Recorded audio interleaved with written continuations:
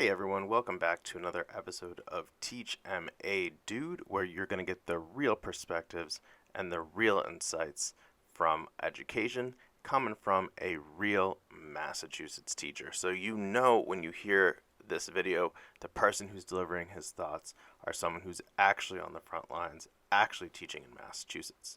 Today's story is going to be all about the pilot of the African American Studies AP course, and I'm going to share with you kind of some of the things that I think are really positive about it and things I think we can probably look forward to, as well as some potential concerns that I have, kind of from like a course design, from a transparency, and kind of from an equity perspective. So let's go ahead and jump right in. So I really think where we want to start is by just talking about what is the idea of AP? What is this idea behind advanced placement? And so for those of you who don't know, the idea of advanced placement is to offer a little bit of a challenge to high school students and to give them that additional sense of rigor and almost expose them to kind of like the expectations of what a college class really is. And the idea is that students who complete an advanced placement or AP course and pass an exam, not all of them are solely exam based, but most of them are going to be based on an exam. They do have the potential to gain either college credit.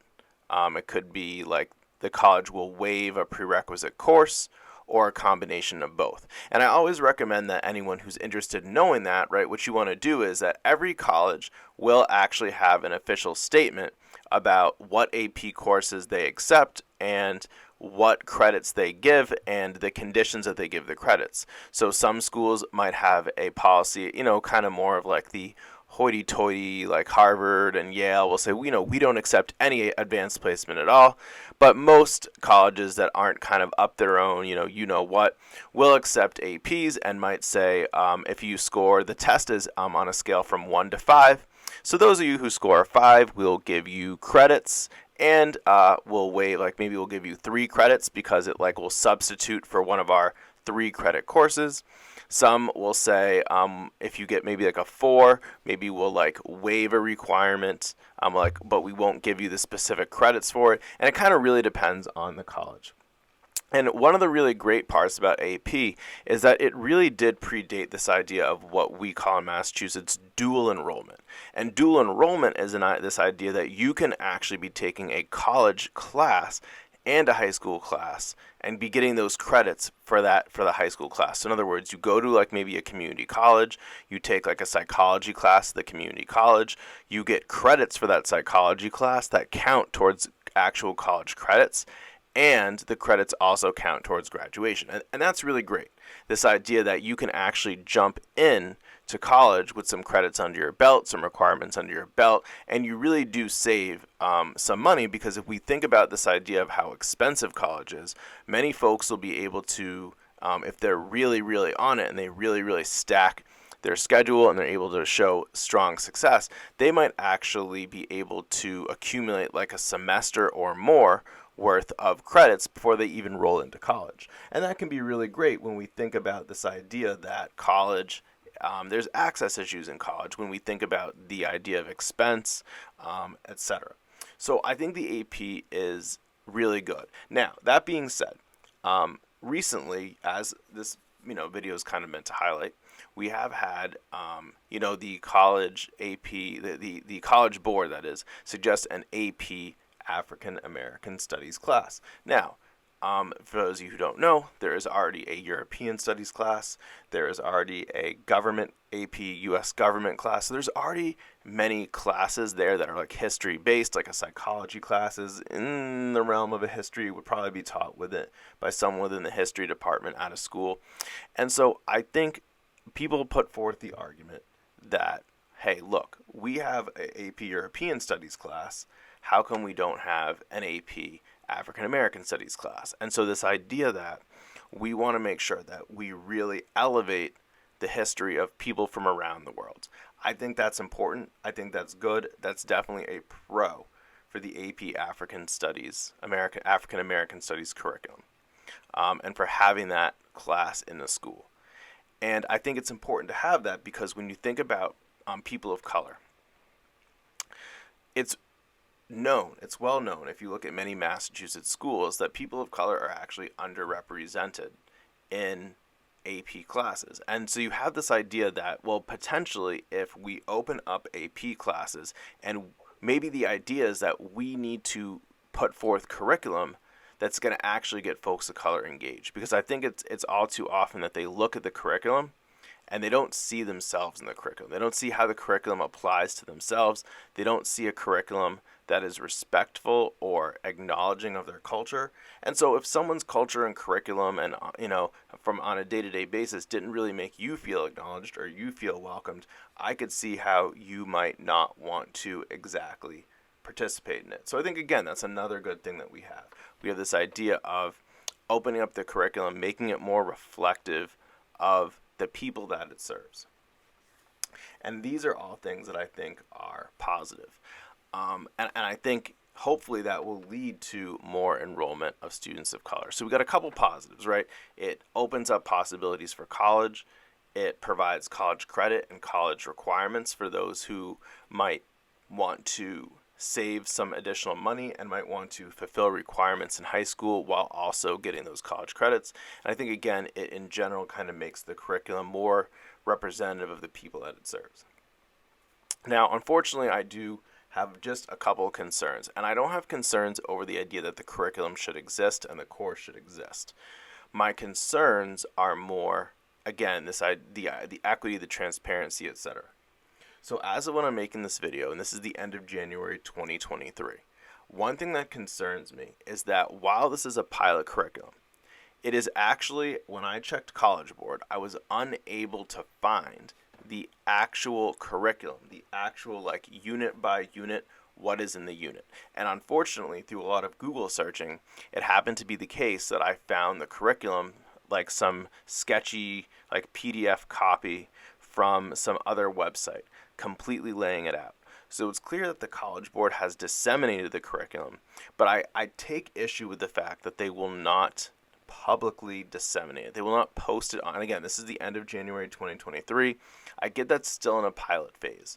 But if I go to AP Calculus, if I go to AP Biology, if I go to AP, any of these classes where the exam is official, the exam is made, it's a fully developed course, it's ready to go, you don't really see, you get the curriculum, right? But when you go, they have an official document.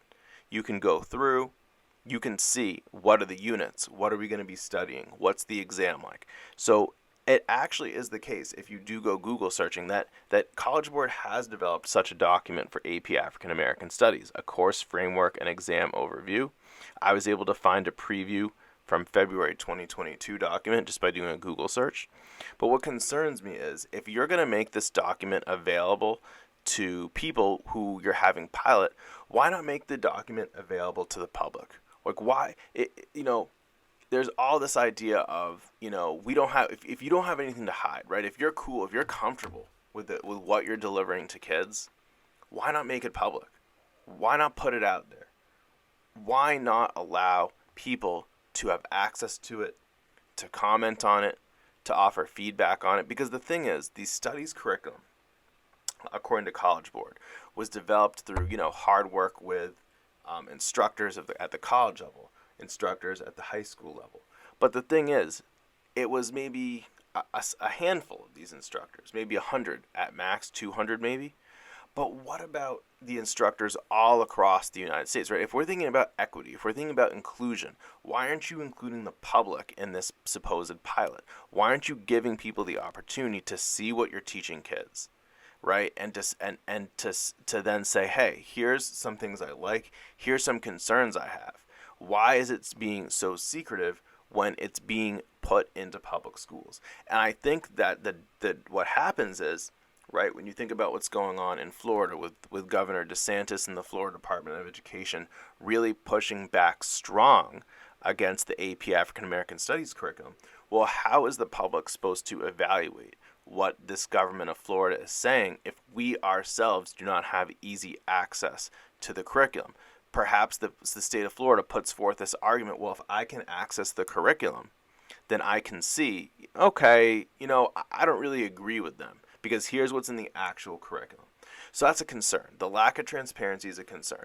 And I get that College Board is a private company. It's not a public company. They don't necessarily have the impetus to be as transparent as like a public school. But again, I think the lack of transparency gives rise to people who are going to understandably question you. And I think it's going to cause people to be like, well, if you don't have anything to hide, if you're on the up and up, why don't you just tell everyone, right? So I think that's one issue.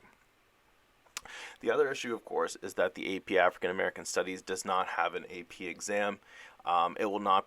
My understanding is that there will not be any AP's exams scored, and there will not actually be able to receive credits. So if you actually look at the AP official website as of when I'm making this video, what I'm looking at is there's not going to be an actual AP exam until spring 2025. So it's going to be another 2 years. And the hope is to, even if they're going to have hundreds of schools trying it next school year, which is currently their goal, the issue that you're running into is, again, you want hundreds of schools to try this, but you're not making the curriculum available to the public, and you're not even going to make an exam available until spring 2025.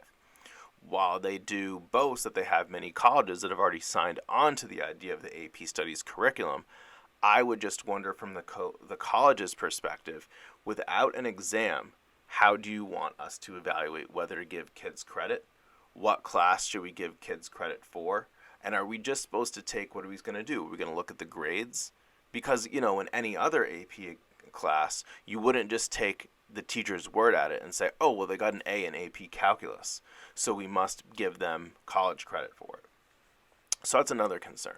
And if we build on that, it's concerning to me that from an equity perspective, think about it, right? Even though we're unlocking access to students of color, supposedly, and that's assuming that students of color are going to flock to this course, even if we accept the case that that's true, those same students, if they're unable to take an AP and unable to, the exam that is, and unable to obtain credit, again, they don't have any more access to college. Fundamentally, they're not getting credit. They're not right. So that's another concern. And then I guess my last concern, because I'm going to try to keep this video on the shorter side, is I think that we need to be very careful with this idea that, oh, if we just make a course for Black history, right? And I think, again, it's a very rich history. It's something that is not told enough in in high school classes, that is, and it's something I think is beneficial. What, like, it's a dangerous idea, right? Because, if we just make more classes with Black history, that's what Black folks need. They just need that, and then they're going to go into all these AP classes. But the thing I think about is, but how is that going to address the fact that there's a disparity with Black and brown students taking AP Calculus, taking AP Biology, taking AP Physics, right? These classes that are essential to help launching folks of color into STEM careers. I don't necessarily believe that just by opening the door to an AP class for folks of color by saying, oh, African American Studies, I don't know that that's going to make them magically jump into some of these other classes that are going to address the kind of disparities in a lot of important professions, especially STEM, right? I don't think it's safe to say, oh, well, look how well you did in this history class. Why don't you try a class in math or in science, right? Because a lot of folks, as you might know, right, tend to maybe gravitate. Maybe they like the English and the humanities. Maybe they like the science and the math.